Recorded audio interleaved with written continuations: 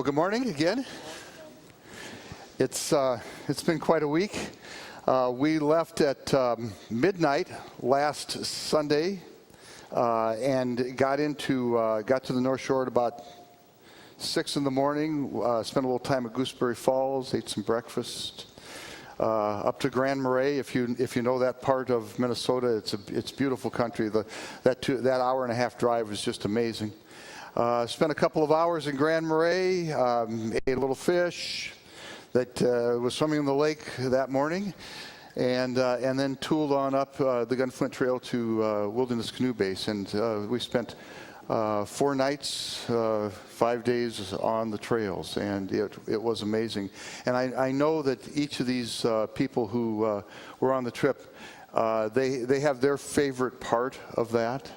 But for me, I want to tell a story that I'm sure they have not heard yet. I would get up in the morning, and I was generally either the first or second one up. Our guide, his name was Dan, was up about the same time I was each morning. We didn't plan it that way because we don't wear a watch up there. We don't care about time or at least not chronological time as we think of it. And so, but we ended up getting up at about the same time, and we put on the coffee. Now, I have to tell you about putting on the coffee in the woods because it's very different than at home. So first, we have to build a fire. And to do that, we found a small handful of birch bark, which is kind of like paper. And so you lay it, it's not more than the size of the palm of my hand, you lay it in the fire pit.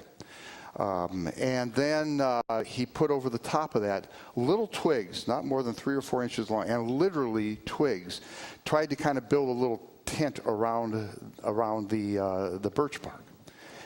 One flick of the bick lights the birch bark, and the twigs start going up. And then we start adding twigs, 1 or 2 at a time, very small. More twigs, more twigs, more twigs. The birch bark and the twigs start to turn into embers, and we know we're rolling. And so we add more twigs, and then we start adding little 6-inch pieces, sticks, about the size of my pinky, onto the teepee, make a new teepee. More sticks, more sticks, more sticks.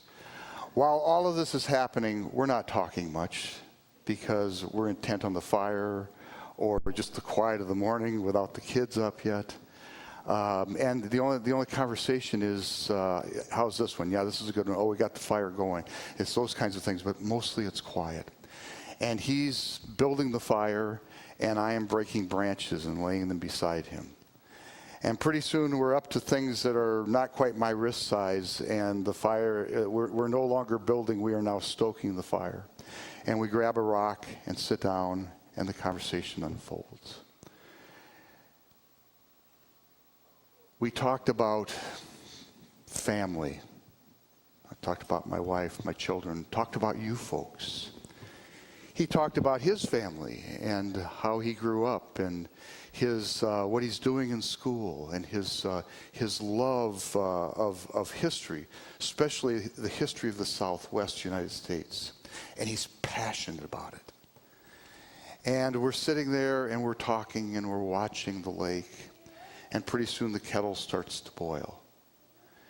And I don't know how long it takes because it doesn't matter. And then we throw in the grounds. It's cowboy coffee. Throw in the grounds. You let it boil over. And then he has something it's called the cowboy flip.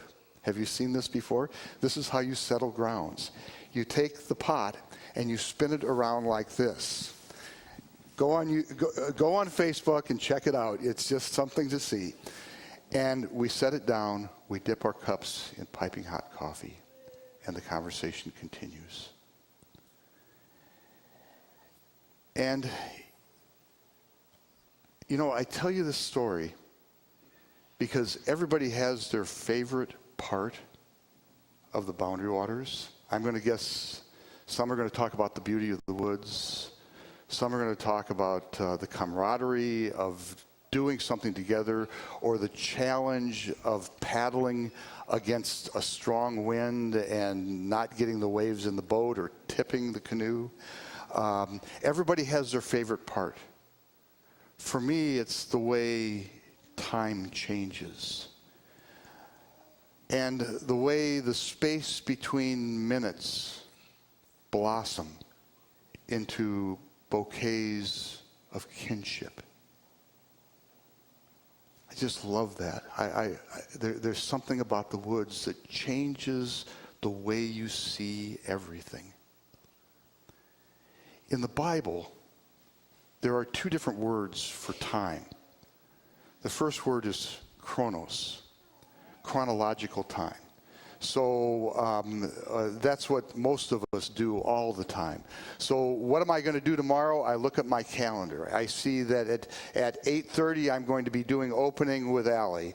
I see at 1 o'clock I have a meeting about coffee here at First Lutheran Church. I see at 12:30 I've got another meeting. I see we have a rehearsal tomorrow night, and on it goes. This is chronological time. I look at my watch. What time is it? And I'm conscious about that all the time. That's chronological time, but there's another word that's really important. It's way more important than chronological time. It's called kairos. And it's a ripe moment. It's a moment in time. And after that moment in time, everything about your world changes. So you're going to have a baby, and the due date is September 1st. Chronological time. She comes in the room and she says, "It's time." Do you care about September 1st? No, you do not. You don't care about anything else. Whatever was on the calendar for that day gets put on the back burner, right? Because the moment is here. Chronos versus kairos. And there's good things and there are bad things, right? How many know what they were doing on 9/11? Where you know exactly where you were. Why? Because that moment in time changes everything. And what I'd like you to think about is the possibility that every moment of your life could be, should be, a moment of kairos, where you forget about this, and you forget about your cell phone, and you forget about the calendar, and you are focused entirely on the person in front of you, and the people you live with, and those who you love. Let's sing.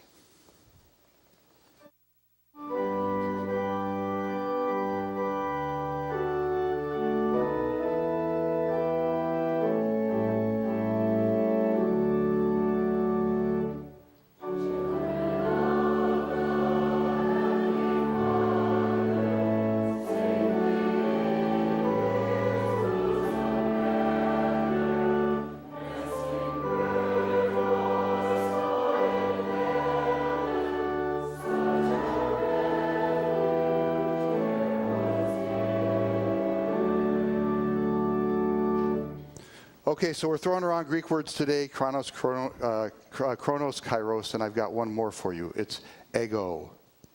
The English word ego is a derivative. So, and the word means I. And I would like you to think for a moment, this is like completely off the topic, but we're going to get back, okay? I would like for you to think for a moment about who I am. Not me, but you say who I am. Because I would like to pose this to you, that you are nothing more and nothing less than the relationships that you have with each other. Without those relationships, you are nothing. And what's more is, we are wired that way. We were born that way. We were created that way. Let's do a little review, for instance, of the creation story that we talked about a few weeks ago. So in the beginning, God created the heavens and the earth, and he creates Adam, right? And he creates Adam so that Adam and God will be in a relationship with each other. That's what it's there for. And then Eve gets created because Adam needs an earthly companion. Relationships, once again. And it's tactile. Adam is not a living being until God blows in his nostrils the breath of life. He plants a garden for Adam so that Adam will have something to till and food to eat. He walks through that garden with Adam and Eve. It's all about relationships. And Adam by himself is nothing. Adam is who he is because he's in a relationship with God, and he's in a relationship with Eve, and then later on, his children, Cain and Abel. It goes on from there. Go to the New Testament.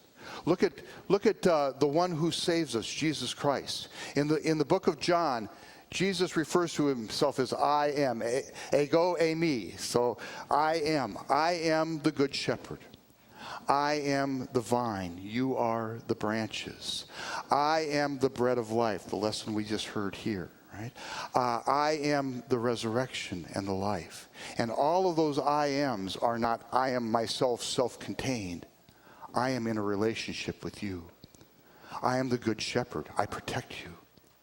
I am the vine, you are the branches. I draw us all together. We are together. I am the bread, I feed you. I am the resurrection and the life. I bring you home to eternity. We live in a network of relationships, and without those relationships, we are nothing. Who am I? I'm a husband. I'm a father. I'm a grandfather. I am your pastor. I belong to a community called Algona. I have friends. Without those things, I don't know how to describe myself. Because without you, I'm nothing. And without the people sitting next to you, you are nothing. We are built for relationships. Created from the ground up, literally, to live in a relationship with God and with each other. It's who we are.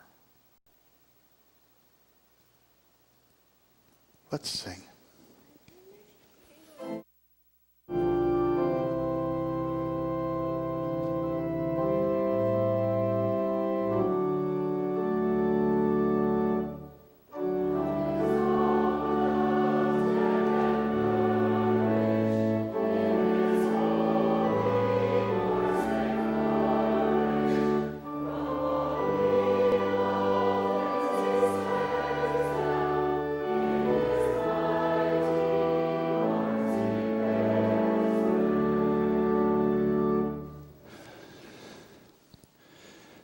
So, who in the world ever thought that making coffee could become a sacred moment? Well, coffee is sacred. I understand that. But actually making coffee could become a sacred moment. Very different than going over the Keurig and pushing the button, right? That relationships could be built there. That a friendship could be created over a fire grate and birch bark and twigs and little sticks that are 6 inches long. And it's who we are. And I guess I'm not exactly sure where this is going today, except simply to say that God created you to be in relationships with each other, and that those relationships supersede everything. But I think in this world we get so tied up in the calendar, in what's next, what we're supposed to do, the list of things. I think about the Christmas cards that I get. Please, if you write me a Christmas card, don't tell me how busy you are, because I'll know you didn't hear this sermon. Why is busy the most important thing in the world? Or why is it a sign of life success? It's not. We're built to live each moment in the moment with the people we care about and the people we love. It's why God put us here. And I get it. I know we got to have calendars. We got to have schedules. We have to have watches. Those are important. But the calendar and the watch and all that stuff is here to serve us, not the other way around. And what's really important is the person sitting next to you right now. Use every moment wisely. Hold the people who are dear to you.